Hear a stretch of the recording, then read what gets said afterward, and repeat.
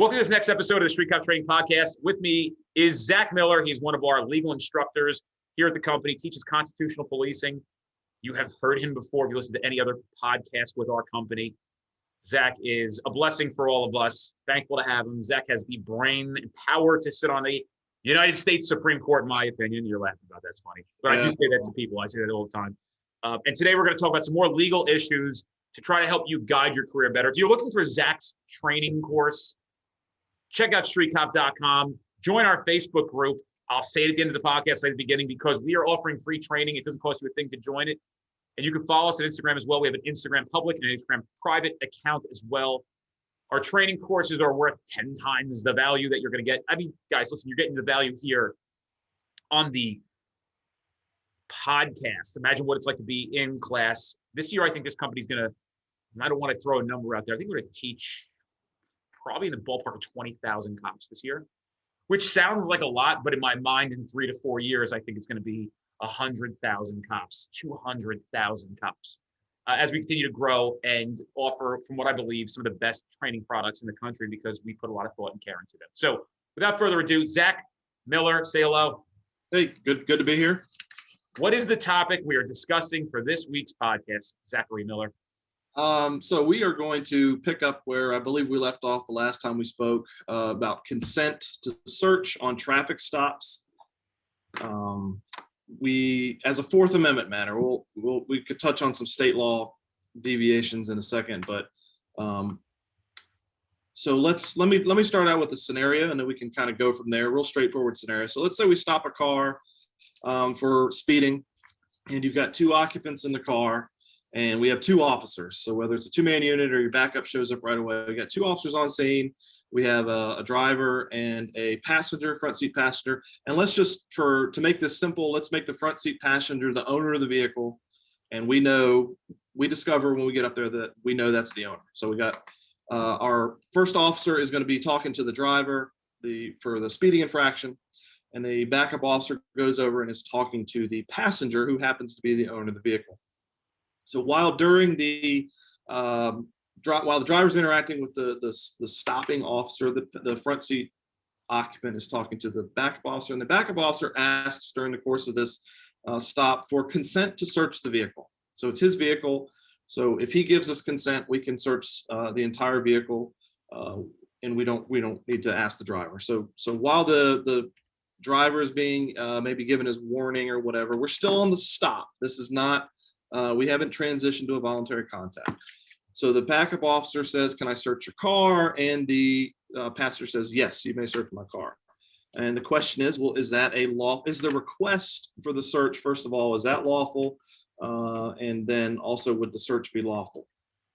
As a Fourth Amendment matter, and we have no reasonable suspicion. Let me put that in. We have no reasonable suspicion to believe there's any drugs in the vehicle, any contraband, nothing stolen. It's just the officer's just kind of throwing it out there and just to see if he can get lucky with a consent search. So that's what happens. Does that violate the Fourth Amendment? And also I'll say the majority view nationwide is no. That's a lawful request for consent, and then the subsequent search would be lawful. Now there's one state that I'm aware of, and I believe it is the only state, is Kansas, would hold that is an unlawful search under the Fourth Amendment, not under state law. And the reasoning for that is the request for consent, according to the Kansas court. In the case of State versus Smith from 2008, Kansas Supreme Court. The problem, according to Smith, is that question exceeds the scope of the stop. It doesn't add time to the stop because we're still dealing with the traffic matter. But the question is not, what do I mean by scope is it's not related to the reason for the stop. Speeding stop. I'm going to jump in here real quick and ask a few questions to you. Okay. What are some permissible questions that the courts have allowed police officers, even on pretextual stops, in that scope of that time limit? And I think you should probably touch on that just a hair. Yeah, and kind of coincides with this. Yeah, things that would have, at least outwardly nothing to do with the reason for the stop, things that are allowed. Do you have any weapons in the vehicle? That's generally a permitted question on a speeding stop, because the justification is safety, not searching for evidence. So any weapons in the vehicle. Itinerary questions are generally permitted. Some basic departure, just destination, purpose trip. Yep, where are you coming from? Where are you going to? Those courts generally hold those are okay, regardless of if it's just a single officer asking. How about anything illegal in the car? That's probably that's about a 50-50 split. And I think it's probably more than like 70-30. The majority view is that's going to be an unlawful question, because on a traffic stop for a traffic infraction, that question, is there anything illegal in the vehicle, doesn't really have anything to do with the reason for the stop. I'm going to back up just a hair and jump in on that one real quick. In our courses, we obviously discuss the questions you're going to be asking on motor vehicle stops. Now, essentially what we're trying to do is train folks to recognize indicators, and to keep it vague because it's a public podcast, real solid reasons the courts have recognized to be important factors in generating reasonable suspicion. So at the point of, I try to remind everybody that the conversation is not the only thing where you're developing reasonable suspicion. Right. A lot of times police officers are having a hard time articulating reasonable suspicion. And I've said this before in the podcast, you can use our RS checklist to see what it says and what you can come up with. But for example, Kenny, who teaches a class called Interdiction Mastermind, he'll probably develop enough reasonable suspicion to move forward with questions like that merely by the time he is done collecting documents, based on a number of factors that he's seeing through his training experience and one of the most successful interdiction officers in the country. Where most of the time, I'm sure if he's done with something, or he stopped the car and he swung and missed, he is not spending any more time not noticing anything on his checklist. So with reasonable suspicion, even some of it, would you say, is there anything illegal in the car, is a fair question to ask as well? Oh, absolutely. Yeah, absolutely. Once you've got the RS, there's something criminal going on, then yeah, we've broadened the scope of questioning that we can ask. Absolutely. Could you go from asking those itinerary questions and having some deviance in some of those questions and then going into something, is there anything illegal in the car? And could body language and all that stuff count towards that? Yeah, absolutely. That's the purpose.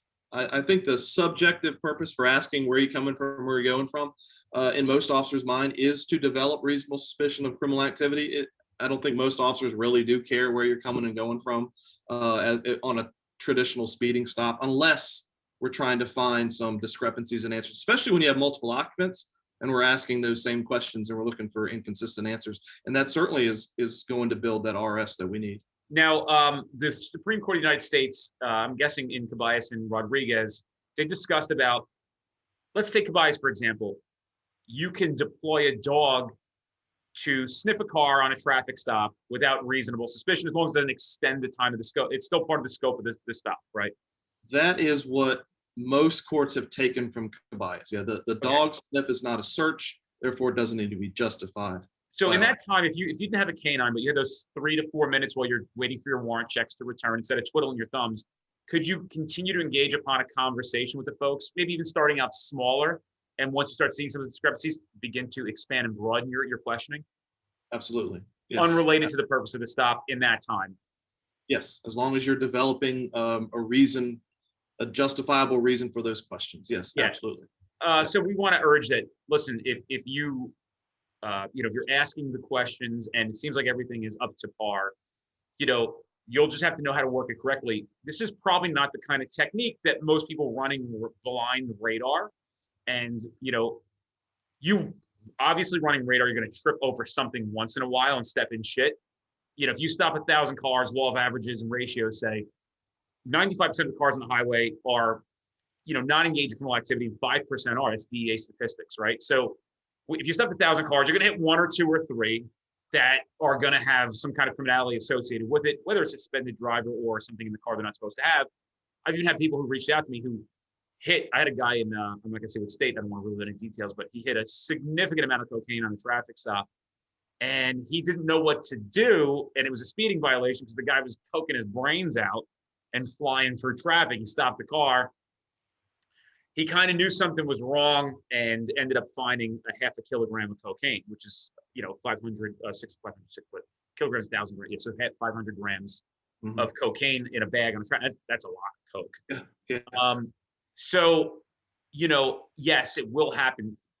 If you are somebody who is understanding what pretextual stop means and you're trying to implement these tactics on the roadway, the question of anything illegal in the car, just knowing at a point as you're developing things, when you've seen the things that you've been trained on, is going to be acceptable, like we talked about. It's not, so people are under the impression that normally they'll have prosecutors telling them, you can't ask if there's anything illegal on a car at a traffic stop. And they're wrong. You just can't do it if you're going to run laser guns and go on a fishing expedition. Is that correct? Yeah, that question's got to be supported by reasonable suspicion, or at least well on your way to reasonable suspicion. What I'm talking about is just the random, I don't see anything in this car, so let me roll the dice and ask if he'll let me search the car. What I'm iterating is, guys get confused with subconsciously knowing something's wrong with a trained person who understands reasonable suspicion and can articulate what is wrong. So people will say this to me all the time: I knew something just wasn't right. Right. If I was there or somebody else was there, we could articulate 23 things that were indiscrepant with the car.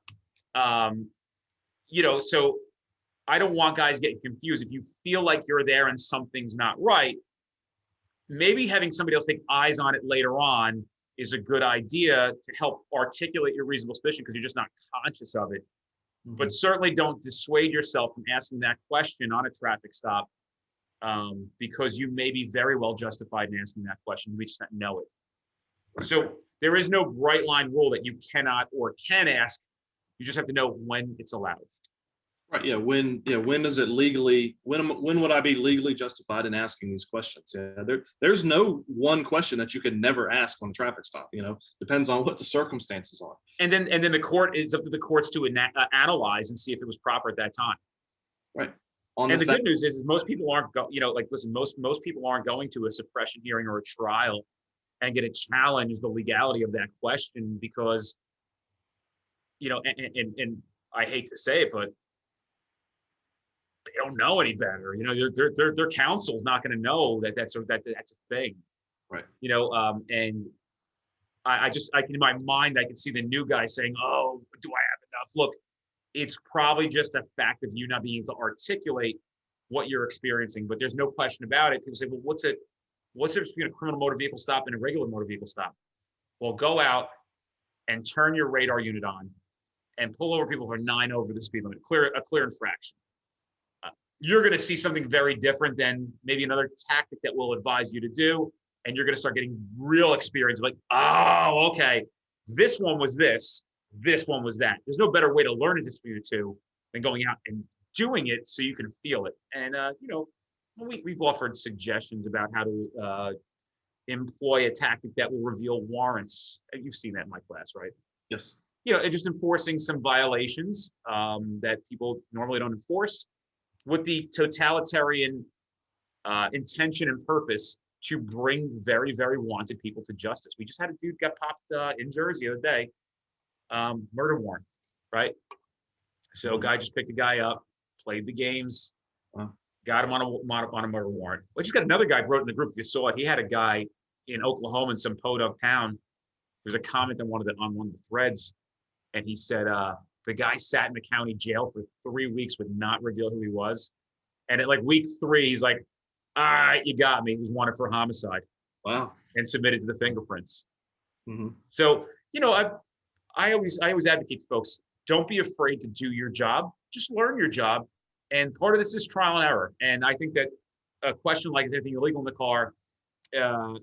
Well, you have to take into account when it is. It's not like it's a rigid timeline where you're like, do I have enough? If you think you're somewhere where you need to ask that question, I don't think it's going to be detrimental, as long as you can explain it later on, to go ahead and fire that. You have to be able to justify the asking of that question, and the fact that you're on a traffic stop by itself does not justify asking that question. Just like anything else, it's not a pretextual stop. You didn't select this vehicle for some non-biased reason, and if people are listening to this and they're through the public, there are many factors that the courts have considered in the analysis of using a pretextual stop and affording that time limit for police officers to confirm or dispel their hunches.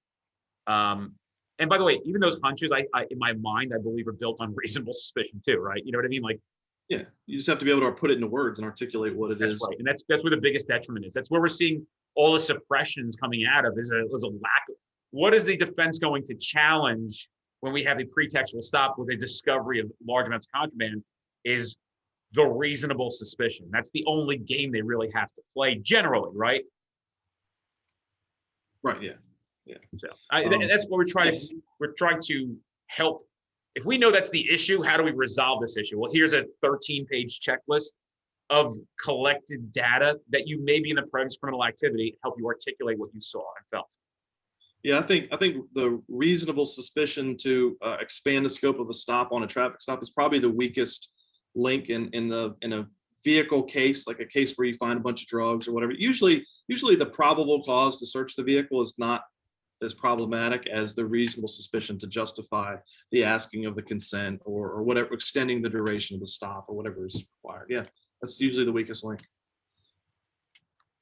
Hold on a second. It's relevant. So again, I don't want people to get confused on, and that's why I say, constantly read case law, understand what we're talking about. And, you can rely upon this advice as well, but I don't want people to think it's contrary to the advice that I give them in class, understanding that we are switching the dynamic from running random plates, shooting laser guns at bumpers, and running radar to now taking in factors and totality of the circumstances, and then finding yourself in a situation being able to fire that question out, for the purpose to discover or reveal if there is reasonable suspicion, or criminality inside the vehicle. Good with that, fair statement? Yes, I agree 100%. Okay, cool. That's it. And by the way, somebody said to me recently, Zach, they gave us a compliment in Tennessee. They go, the best part about your podcast with Zach is you playing devil's advocate the whole time. That's really helping us understand. And if you guys haven't caught on, I volley these questions back. I know the answers, but I do it because I'm trying to help clarify. And I know the questions that are going to come to people's heads when they listen to this, to help them understand what we're advocating, what we're saying. We really, really want you to do this job right. And when you do it right, you can do it legally, lawfully, and we can really curtail crime. So it really comes down to at the bottom, the back end of it is having successful apprehensions of criminals and good cases. That's what we're talking about here. If you didn't give a shit about successful apprehension and good cases, you could merely, for the most part, just answer your radio. However, you would still need to know, because you'd have to be obligated to take law enforcement action in some junctions. I think the only thing, anything can turn into a situation where you need to know case law. Would you agree? Yeah, at some point during your daily shift work, you're gonna encounter a situation where you need to know what your authority is. Even a car crash, right? Like you got a car crash, you show up, the guy may be intoxicated. Can you go into the car? The car's disabled. You see something in the car, you're gonna run radar. They want you to run plates. You have to make a contact with a gentleman who got called. So it's. I find it wild. And by the way, I was a subject of this too. That this is not something that is the most regarded as the most important thing for cops to know. And hopefully we're changing the dynamic of that. So it's crazy. You got to know the legal authority first and foremost, I think, on every situation. I would say that that's probably the most paramount skill overall on a applicability in this. I'm not saying that knowing how to shoot a gun, having marksmanship, knowing how to get physical, there's nothing you're going to exercise more than your legal know-how on the street. Other stuff's important too. I always tell guys, they want to send me to a shooting course. I want to come to your street cop training courses. Okay. It doesn't mean that the shooting course isn't important, just so you know. You need to have a good potpourri of, you could like this stuff more. You could like chasing drugs and guns and contraband and apprehending kids from being kidnapped and bringing wanted people to justice. That's phenomenal. But don't forget, you should at least pepper in a little bit of the other stuff too, to give yourself a nice, well-rounded feel to things. So don't absolve yourself. If you barely qualify, taking a tactical course here and there, and if you have the opportunity to do so, could never hurt you. Right? I'm not telling you to take a IT course on how to, reprogram a computer. take things that are relative to the work that you're doing. And being a street cop on the street, there's a high likelihood that you will end up engaging at some point in your career in physical altercations or a deadly force situation. I don't know if you can make it through 25 years without finding yourself in one of those two things. And when I say deadly force, I don't mean you have to pull the trigger, but you're at a point now where you're getting close to it. I mean, would you agree? I mean, I think in most jurisdictions that'd be true. Certainly inner city jurisdictions. I mean, you guys are busy where you Go are. long at all. You don't got to reveal where you're at, but you guys are busy enough where you would find yourself in that situation. Oh yeah, I mean, I've personally found, I've never used deadly force, but I've been in situations where it's been very close. Oh, me too. And people have asked, like, why didn't you do it? And I'm like, I don't know. It got resolved, you know. Yeah, right. It's a tough thing to do to make that call. And I my hat's off to the guys and girls that have to make that call and have to employ that kind of force with the intention of preserving their life or the life of others. And it's a very difficult call to make. And when you have to do it, there's a lot of responsibility that comes with that. And it's not an easy decision to be made. Contrary to public's view on things, is not an easy thing to have to make. But anyway, back to this. Let's go back to Kansas now. We've discovered that. We know that on a traffic stop, you get how much time? Well, the time to do what? You get the time to investigate the scope of the stop, the reason for the traffic stop. Right. And so in Kansas, like I said, unlike every other state that doesn't deviate under state law. Hold on, I'm going to jump in real quick again. Just can you go over what you're allowed to do on a typical traffic stop? Yeah. Collecting documents, warrant checks. You tell me what you can do. Yeah. So, all right, obviously collecting driver's license, insurance, registration. That include the licenses of the passengers as well, if they're willing to give them to you? Yeah, if we can always ask if they'd be willing to provide identification. Would you think it's a good idea to do that while we're collecting the driver's information as well at that time? Yeah, I think so. Yes. I have seen, I've seen a couple of states under state law that don't allow you to ask the passenger for ID. Again, right, too. Maybe, and I want to say Washington, but I'm not positive. Probably Massachusetts too. So you've got these two states out of 48, out of 50. So Right. 48 other ones have said, that's Yeah. state law. Yeah. Yes. But under the Fourth Amendment, yes, you can request identification from the occupants. Running, obviously, once you have identification, you can run the warrant check. You can run them through your local database, whatever your records management system is. You can run them through the driver's license database, DMV, whatever it is. So yeah, once you have those things, you can run a full computer check on anybody. And then, of course, writing your citation, warning, whatever it is. Those are the things. Investigating into the purpose of the stop. So if it's a brake light being out, we could figure out why the brake light's out. How long it's been out, where it's out. Yeah, what's called. Yeah, those kinds of things. Yep. Mm-hmm. Typical questions. And like I said, we can ask safety questions. Is there anything, any weapons in the vehicle? That's a permitted question. Okay. Now, anything beyond those things that aren't tied to the mission of a traffic infraction are going to either, well, in Kansas, I take that back. If it's consent to search, that's going to require reasonable suspicion. In Kansas. In Kansas only. As their interpretation of the Fourth Amendment, but not by state law. Correct. This is not them saying under our Constitution, under the state Constitution, we're requiring it. They think the Fourth Amendment requires it. And I'll circle back to that in just a second. But in every other state, as long as we're not extending the duration of the stop, so that's what most states are concerned, including Supreme Court, when it comes to traffic stops, they're concerned with the duration of the stop. Anything that extends the duration of the stop must be supported by reasonable suspicion. That's why having that second officer in the scenario that I gave, asking for consent to search, that would be perfectly acceptable in any other state other than Kansas under the Fourth Amendment, because what I'm not doing is I'm not extending the duration of the stop.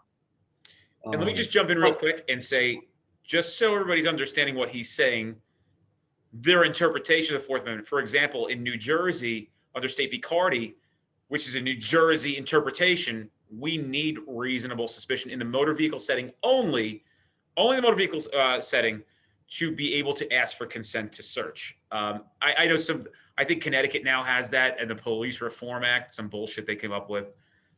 But anyway, that's all I wanted to say is don't get confused on this, folks. We're talking about Kansas' interpretation of the Fourth Amendment. So carry on. And because if you think about it, why asking for consent to search is not something that's tied to the mission of the stop. So generally that would be an impermissible question. It's not something that would really further a speeding stop. But if we're not adding time to it, the Fourth Amendment says that's okay. Again, unless you're in Kansas.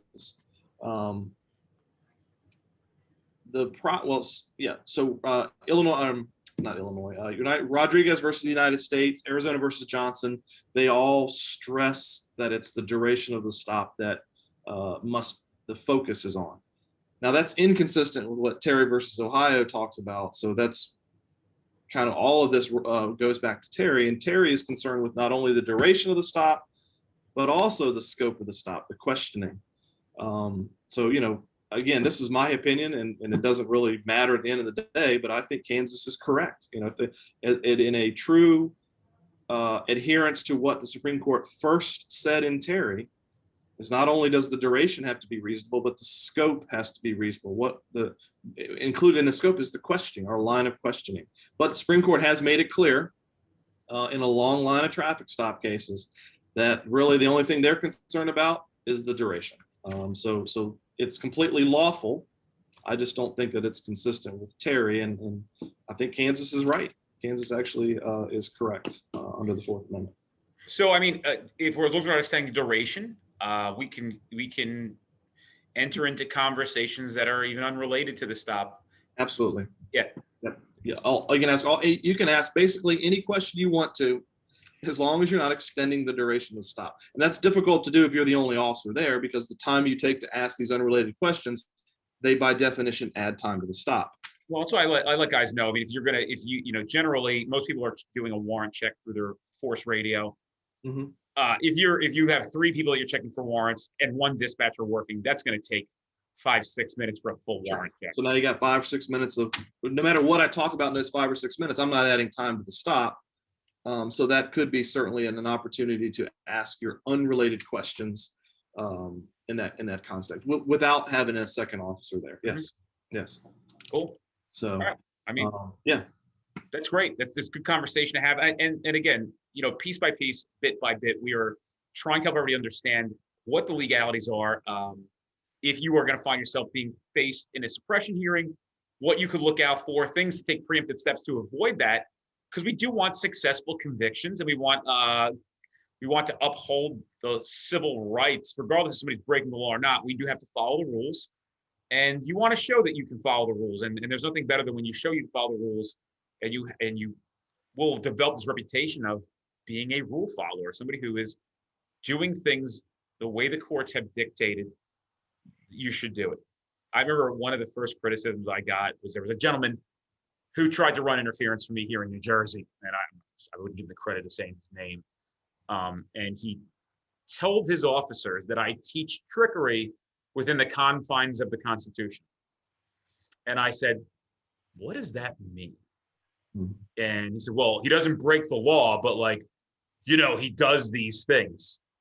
Acceptable things within the confines of the Constitution. I know how to use the Constitution. I have taken what the courts have said they want us to do, and I do them the way they prescribed they should be done. And that was really his, that was his complaint. And I said, well, you can complain about me all day if you'd like that. That's not a problem.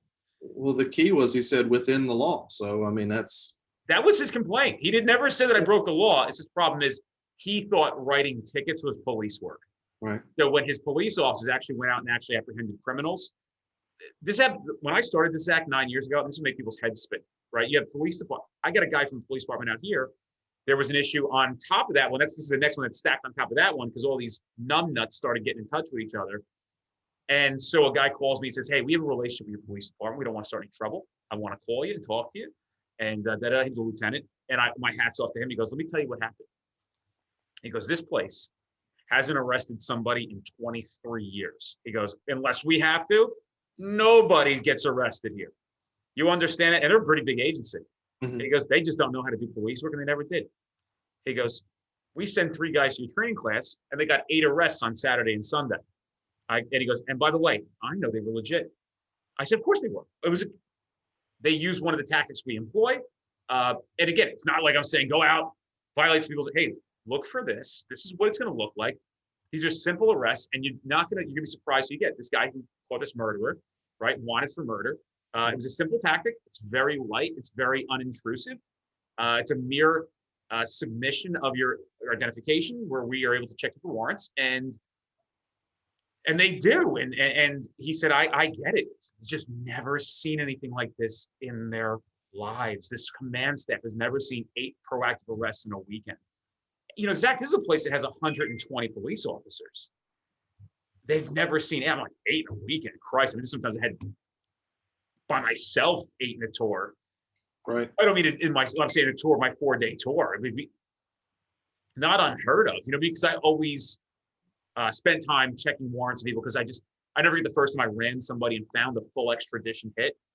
I was like, man, you know, I got to make sure that when I find these people and I'm in a position to compel identification, that I am certainly employing my authority to ensure that it's not one of these other people again. You know what I mean? You never know who you're dealing with until you know who you're dealing with. And I can tell you, nothing feels better than bringing somebody like that to justice. Right.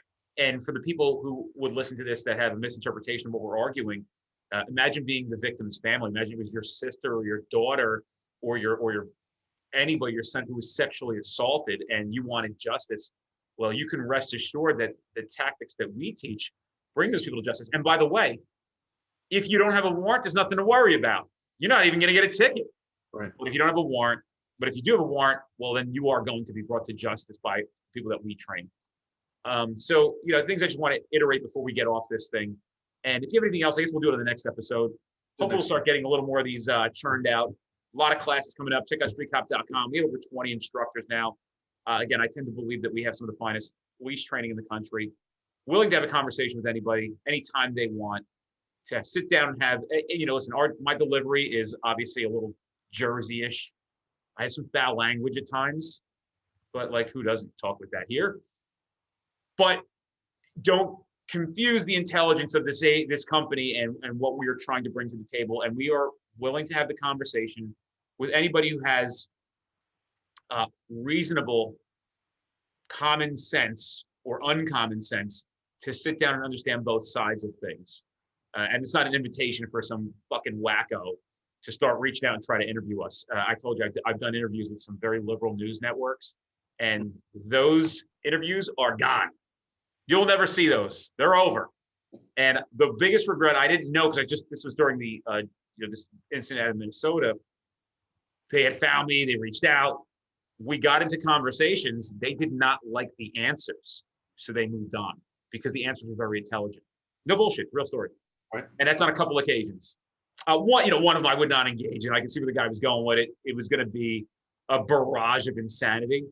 And he probably would have made himself look like an idiot himself, to be honest with you. But I'm proud to say that, boy, if I ever sat down on a panel, I know exactly who I'm taking from this company to sit with me on a panel. And I feel like, we could take on the world. I probably wouldn't even do most of the talking. I would just maybe just say, hey, what do you think about this? This is my other 2 cents in here. But let's face facts, I have a problem not talking. So Zach's like, yeah, it's true. Is what it is. Well, anyway, thank you again for another great episode. I can't thank you enough. We're doing a service for the world that is phenomenal. If you guys have any questions, you can reach out to streetcoptraining@gmail.com. Tell your friends about the podcast of the law enforcement officers. If you like what you're hearing, we will continue to deliver more as we can. I am running a very large training company at the moment. It's only getting larger and larger. Check out the Street Cop Conference, October 4th through the 8th, Atlantic City, New Jersey. It'll be the law enforcement event of the year. We have a lot of people registered. That's gonna be a big one. We have a lot of people coming to that one. Oh, my thing went to zeros. I can't see who it is. We have a lot of folks. It's so weird. I was just checking my board over here. So my things, we have a lot. We're well over. It's now May 7th at the recording of this podcast, 2021, and I know we have over 650 registered for the conference, which is coming up in October. So I'm going to guess that we're going to have somewhere in the ballpark of 12 to 1,500 people in attendance for that conference. And for the lineup we have this year and the talent that we have, I would suspect that number is going to increase dramatically the following year. We're going to make it a week worth of your time. We're essentially going to cost you $100 a day to take some of the best training and hear from the most thoughtful people in the country. on how to do this job better, resiliency, all that jazz. So without further ado, thank you, Zach, for being here today. And I will catch up with you in the future, my friend. See you next time. Thanks. All right.